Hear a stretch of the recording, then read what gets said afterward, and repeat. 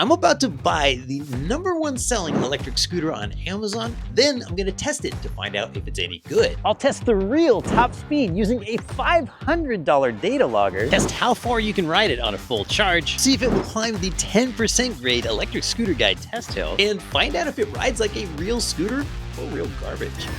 For comparison, I'm going to test the $200 Amazon scooter against my favorite entry-level scooter, the $500 VMAX VX5 Pro, to see if it's worth the difference. If this is your first time watching one of my videos, I'm Paul Somerville, and for more than 4 years, I was the main electric scooter reviewer for the Electric Scooter Guide YouTube channel, where I used my experience as a motorcycle road racing champion and my background in applied physics to test more than 200 electric scooters. Full disclosure, these days I'm with VMAX, but the data's the data, so no matter how the test data comes out in this video, at the end of the video, I'll give you my no BS assessment as to who should buy the $200 Amazon scooter and who would be better off with the $500 VMAX VX5 Pro.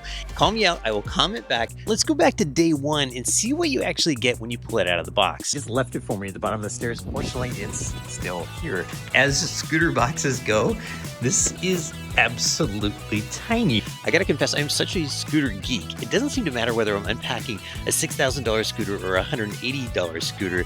It's always ridiculous fun to unpack a new scooter. I've pulled it out of the box and I've left it sort of intact with packing material here, so you can see how they packed it. They did a pretty good job. We've got the little tool set. The charger says 1.5 amps, but this is literally the lightest weight charger I've ever seen. Speaking of which, I'm gonna put this scooter together, get it charged, and then we're gonna go testing. First up, we're gonna check the top speed. The spec on the best-selling scooter on Amazon says that it can go 19 miles per hour or maybe as high as 21 under certain conditions. Let's go find out. 3, 2, 1, go! Okay, we're showing 9, 10, 11, 12, 13, 14, 16, 17, 18, 19. This is speedometer speed. I have no idea what's on the screen or what the data logger is gonna show. And now we're maxed out at 19. And I'm just gonna hold it for a while, make sure we really got everything this scooter has to give. It did say it might hit 21 under certain conditions. We don't know what those conditions are, but these are apparently not them. All right, and that's it. Whoa. Whoa, whoa, whoa. Okay, folks. So there's one of the first caveats about solid tires. And now these are new tires, and I should scrub them in a little bit, but I did just about lose it going around the corner there. Opposite direction speed run on the best-selling scooter on Amazon. Here we go. 2, 1, go. Good push. Okay. Going against the wind a little bit here, which is why we do it in 2 directions to average that out. 14, 15, 8, 16, 16, 17,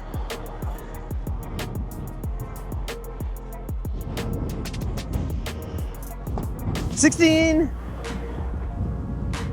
Oh boy, 16. Okay, well, let's try this again one more time. Get the front wheel off the ground right now. Even with the wheel in the air, it's only going 19, so it's just not gonna go faster than it indicated 19. Let's check the data and see what it says. Now it's the VX5's turn to do the speed run. Here we go. Go. Okay, definitely much stronger launch. I'm already going 13, 14, 15, 16, indicated 17. That's the spec on this scooter. Probably showing something different on screen, and the data logger has the final word as always. Big difference here is the regen brakes on the best-selling scooter on Amazon. They're pretty grabby. The regen brakes on the VMAX scooter are variable. The harder you pull the lever, the more regen brake you get. But on the Amazon scooter, and on most scooters in general, it's kind of an on-off switch. Opposite direction speed run on the VMAX VX5 Pro. All right, 11 miles per hour, 12. It definitely accelerates a lot harder at the beginning than the Amazon scooter. And here we're going against the wind. Pretty stiff breeze today. In the 2-direction speed run test, the $200 Amazon scooter did a legit 18 miles per hour top speed, but it didn't do the 19 mile per hour spec, nor the 21 miles per hour that it said it might do under certain conditions. So I verified that by lifting the front wheel off the ground, just spinning it up and freewheeling it, and it's firmware limited to 19 miles per hour, which is actually about 18 miles per hour. The $500 VMAX VX5 Pro went and indicated 18 miles per hour, which turned out to be about 17 on the data logger, and that's pretty typical. The VX5 did accelerate quite a bit harder though. From 0 to 10, the VMAX VX5 Pro took 2.1 seconds versus the $200 Amazon scooter's 3.3 seconds. Now it's time for the hill climb. We're gonna pit the $200 best-selling scooter from Amazon against the $500 VMAX VX5 Pro. Here we go, hill climb test on the best-selling scooter from Amazon. Go! All right. And we're off to a pretty good start. Going 7 miles per hour. Well, let's slow it down a little bit. 5, 4. We're holding steady at 4. Oh, it feels like it's slowing down just a little more. Oh, flashing 3 miles per hour. I think we're gonna make it though. 3 miles per hour. I'm almost falling over, I'm going so slow, but that's the finish line right there. So we made it to the top of the ESG test hill. I keep noticing these regen brakes, you can't really do a light braking on this scooter. We're gonna run this test hill one more time just to be sure. Now it's VMAX's turn. We've got the VX5 Pro on the ESG test hill. Let's go, 2, 1, go. Okay, we're at 9, 10. We're accelerating actually, 11 miles per hour. This is a much stronger hill climber than the best-selling Amazon scooter, and we're holding the 10 all the way up. We run 3 times, more than 3 times the speed of the Amazon scooter. And just to be fair, we're gonna do this twice. Also, hey, check out the regen brake here. I've got 2 levers here. This is the regen only brake I'm squeezing right now, and it's variable. Watch this. Little bit of regen, a little more, a little more, a little more, a lot of regen. You can hear it kicking in, right? That's a rare feature. You don't get that on most electric scooters. Even Dualtrons, the last time I rode one, didn't have that. It's kind of a big deal if you want to use regen brake, is to have it be variable. So the more you pull it, the more you get. Most regen is an on and off switch. Let's check out the hill climbing data. The $200 best-selling scooter on Amazon climbed the ESG 10% grade test hill in 31.7 seconds with an average speed of 4.3 miles per hour. And it's actually kind of difficult not to fall over when you're riding that slowly.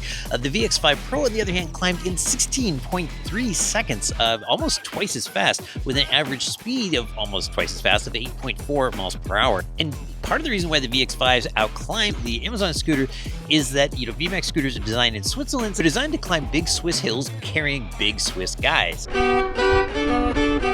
The 10% grade test hill that I used is the same one that ESG has been using for years. The reason that they use that hill is that a 10% grade hill is about the steepest hill you're going to encounter in a normal ride. So if you weigh the same as me or less, I weigh 165 pounds, the $200 scooter from Amazon is going to get you up most hills. If you weigh more than me, then the VX5 Pro is probably the way to go here, or even the VX2 Pro. The thing I care about the most when I'm buying a budget electric scooter is how far can I ride it before it just strands me at the side of the road. So I've got the best-selling scooter from Amazon versus the Electric Scooter Guide range test course. We're gonna find out how far you can ride it from full charge until it just stops going. The specs on Amazon say it'll go 21 to 28 miles, but there's only one way to know for sure. Okay, I have the range test results, and in the real world, I rode the best-selling Amazon scooter 12.1 miles on the ESG range test course, and it's honestly a bit further than I expected it to go. The VX5 Pro GT went 19.7 miles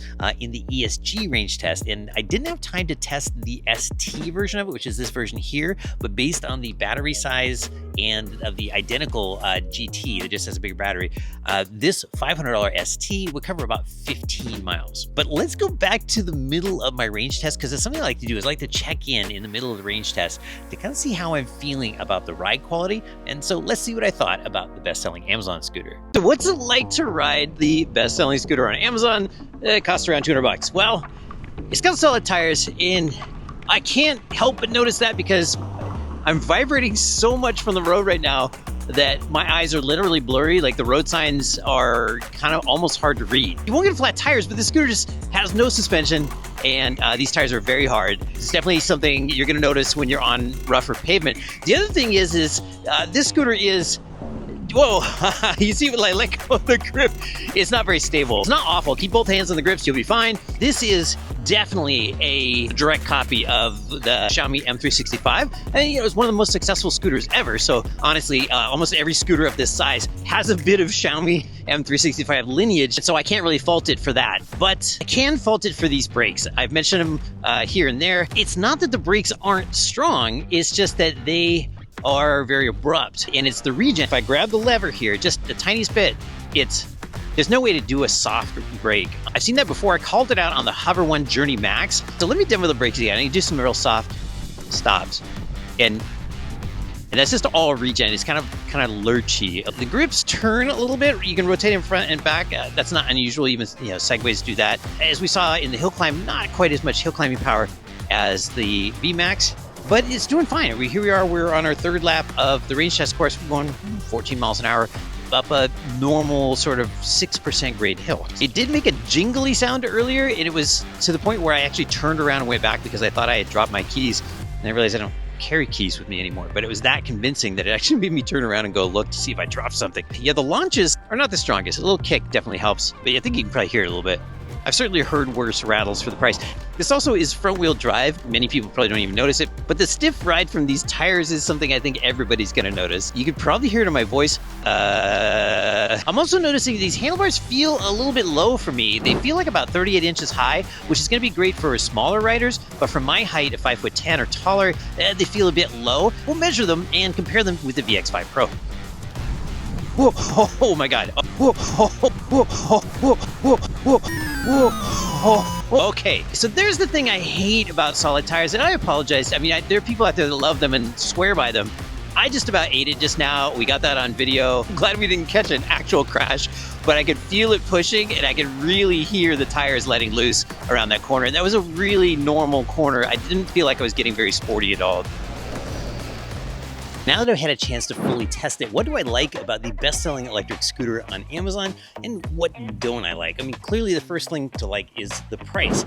For 200 bucks, if you just need to go 10 or 12 miles, it's hard to beat this kind of transportation for that much money. It honestly went a bit further than I expected it to on the ESG range test course. It also surprised me by successfully climbing the ESG test hill, albeit very, very slow. There are scooters from name brands that failed to climb that test hill. On the minus side, unless you have really, really smooth pavement, the ride quality is pretty rough on this one. In fact, I really can't recommend any scooter that has solid tires and doesn't have suspension. The traction, as you saw earlier in the video, is a bit low, and the regen brake I thought was a bit abrupt. But of course, the main thing that I worry about, and I brought this up before in my cheap scooters video, is that with these inexpensive scooters that you buy on Amazon, there are usually just no parts available, and the warranties are kind of suspect. This one says it comes with a 1-year warranty, but then it says it's 180 days for some parts, but it doesn't really clarify which parts, so we can only guess that they're probably the more expensive ones. In terms of buying spare parts, with a scooter like this, if you break a brake lever, you've likely totaled the scooter because you're probably not going to be able to buy parts either. Even if you use sort of the pseudo brand name of the scooter, which is Maxshot, and you go try to look these guys up, there is no website, there is no phone number, there is an email, and I emailed them to see if I could buy some parts or how the warranty works, and they say they'll get back to you in 24 hours. It's been 2 days. I haven't heard back. So hold on to your box and ride the heck out of it for the first 30 days, because once your Amazon return period is over, that might really be it for the warranty of this best-selling scooter, practically speaking. But is it worth the difference to pay the 500 bucks to get the VX5 Pro? There's a lot that's different, and I'm not going to be able to cover it all in the conclusion of this video. But first, it's just that it's a Swiss design scooter, and I know I talk about this a lot. It's a real thing. You can really feel it when you ride it. It just rides better than other scooters. That's the best way I can describe it. There are things I didn't even bring up earlier in the video, like the bar end turn signals, the tubeless tires. For the basics, you're gonna be able to climb much steeper hills. It's got more range, definitely a more comfortable ride, and that's any scooter with tubeless tires is gonna be way more comfortable than with the solid tires. And it stops at about half the distance of the Amazon scooter, so you got a bit of a safety factor going on there as well. It's got much better water resistance at IPX6 versus IPX4, so you're gonna be better off if you got caught caught in a rainstorm on the VMAX than you are on the generic Amazon scooter. And then for me, it just really does come back to the ride quality in the end though. I really enjoy riding this one, and this one I really don't. But that's not to say that there isn't a use case or somebody that should buy the $200 scooter. I mean, clearly they sell 3,000 a month of these on Amazon, and you have to assume that people that are shelling out $200 for these know what they're doing. And I think the thing they're looking for there is just, you know, the absolute cheapest way to ride 10 to 12 miles in a day. And this scooter does that. Yes, if it breaks after the 30-day mark, you pretty much have to throw it away, but it does provide a lower entry point into getting into electric scooters than just about anybody else. But if you're really planning on riding for a year or more, I think it's worth it to spend the extra money to get a quality scooter from somebody like VMAX or Segway, Okai, Apollo, New, any of them, because you're just gonna have better ride quality, you're gonna have an actual warranty, you're gonna be able to get parts, except for maybe from New. You're just gonna have an altogether better time on a name brand scooter. I'll put a link to the VX5 Pro down in the comments, and I won't link to the Amazon scooter. You'll find it, just search electric scooter on Amazon. Thanks so much for watching all the way to the end. I'm Paul Somerville. Don't forget to like and subscribe, because this is not Electric Scooter Guide, this is the VMAX channel, and you're probably not subscribed here. I hope you get a chance to ride a VMAX scooter. We've got a map on our site of retailers all over the United States, and when you ride one, I think you'll really feel the difference of a Swiss engineered scooter. We've got a new catchphrase, Swiss precision in every detail, and I think that's a great description of the VMAX scooters. Thanks again. See you next time.